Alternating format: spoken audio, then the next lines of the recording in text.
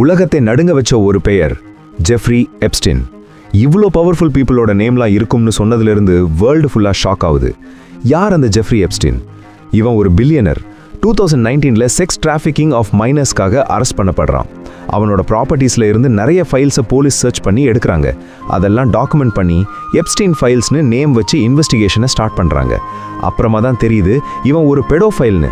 இதை ஒரு பிஸ்னஸாக மாற்றலாம், ஒரு ஐலண்ட் வாங்கி அதில் பார்ட்டி நடத்துகிறதும் மைனர் கேர்ள்ஸில் பெரிய பெரிய பில்லியனருக்காக ஆசைக்காக இரையாக்குறதும்னு நிறைய வேலையை பண்ணியிருக்கான். அவனுக்கு ஒரு பழக்கம் இருந்திருக்கு. லைஃப்பில் அவன் யார் யார் கூட காண்டாக்ட் பண்ணியிருக்கோன்னு டைரியில் நோட் பண்ணுவானா, ஃபோட்டோ அண்ட் வீடியோ எடுத்து வச்சிருப்பானா. கொஞ்ச நாள்லேயே அந்த ஜெஃப்ரி எப்ஸ்டின் ஜெயிலேயே சூசைட்னு ஒரு நியூஸ் வருது.